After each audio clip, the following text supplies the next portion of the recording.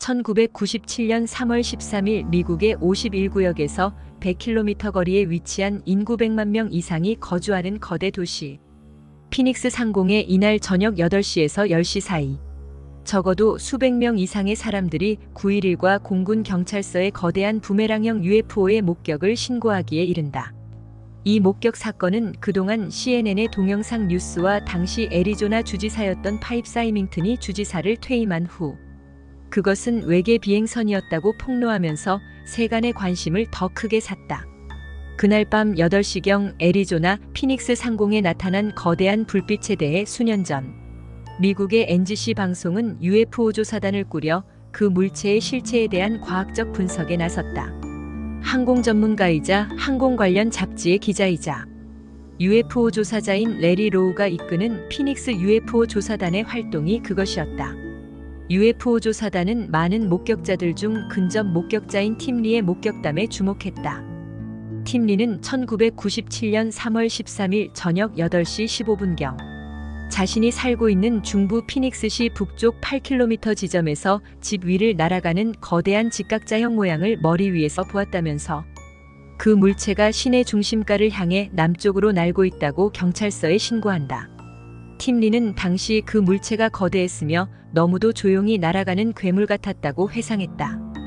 특이한 것은 이 물체가 날아가자 대기 중의 공기와 하늘의 별빛들에 마치 현기증을 일으키듯 흐릿해 보였다는 사실이다. 레리 로우와 UFO 조사팀은 그가 목격한 지점을 지질학자, 지형 전문가와 첨단 장비를 총동원해 그 물체가 날아간 산봉우리와 지형을 3차원 스캔했고 조사 분석에 나섰다. 목격담은 20분 뒤 팀 리보다 30km 남쪽 피닉스 챈들러에 사는 마이크 포트슨에게도 이어졌다.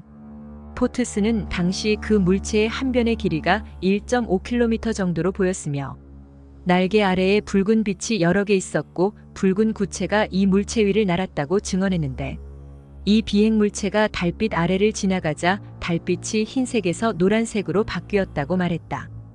비슷한 목격 신고가 이후 연이어 이어졌고 네바다 남쪽의 투손 지역까지 이어졌다.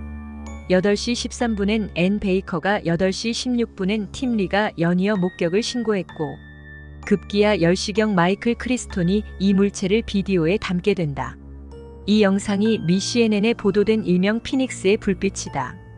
UFO 조사팀은 팀 리가 목격한 거대한 UFO가 날아간 산봉우리 사이의 거리를 지형, 스캔을 통해 재현해 그 물체의 길이를 산출해냈다. 이를 위해 지형 스캔과 위성 항법 장치까지 동원되었으며 팀 리가 목격한 집과 산봉우리 사이의 거리에 대한 조사도 시행됐다. 결과는 놀라웠다. 팀 리가 목격한 산봉우리 사이를 날던 부메랑형 UFO의 길이는 457m에서 460m에 달하는 거대한 크기였다. 축구장 3개를 합한 길이었다는 목격자들의 증언이 사실로 확인되는 순간이었다. UFO 조사를 위해 참여한 제3자 조사관인 애리조나 주립대의 데럴 스미스 박사와 파블로스 미켈리드스 박사는 3차원 스캔 자료에 나타난 거대한 비행 물체의 무게 추정에 나섰다. 그들은 이 물체가 금속이나 티타늄, 알루미늄, 합금 등 금속성 물체로 추정해 그 무게를 산출해냈다. 미국의 우주왕복선은 길이가 56m의 발사 순간 무게는 200만 킬로 정도였는데 분석 결과 놀랍게도 피닉스 UFO의 무게는 1600만 킬로에 달했다. 미들스테트는 사실상 그 물체가 로켓을 사용하지 않았을 것이라고 단정지었다. 왜냐하면 만약 로켓을 썼다면 그 물체가 지나간 지역은 모두 강력한 토네이도와 지진 현상을 동반했을 것이기 때문이다. 목격담에서 그 어떤 손익붐이나 비행 소음은 없었다. 피닉스 상공에 나타난 거대한 부메랑 UFO는 여전히 미스터리로 남아있고 이 UFO 출현 후 일어난 UFO 피랍 사건을 다룬 영화 나이트 스카이스 2007까지 나왔을 정도이지만 여전히 군 당국은 조명탄이라 우기고 있으며 관련 사건 조사를 요구했던 피닉스 시의원은 상원으로부터 바보 취급을 받았으며 이후 사건에 대한 일체의 조사는 모두 거부된 채 사건은 덮어진 상태로 여러 가지 설만 난무한 상태이다. 이 물체를 직접 보았던 당시 애리조나 주지사였던 파입 사이밍튼은 CNN에 시민과 내가 본 것은 분명 외계 비행선이었다면서 사건을 폭로했다. 해당 부메랑형 UFO의 한 변을 들어갔다. 나오는 동안 시속 80km로 달리던 자동차가 5분여가 걸렸다는 일가족의 증언도 있었다.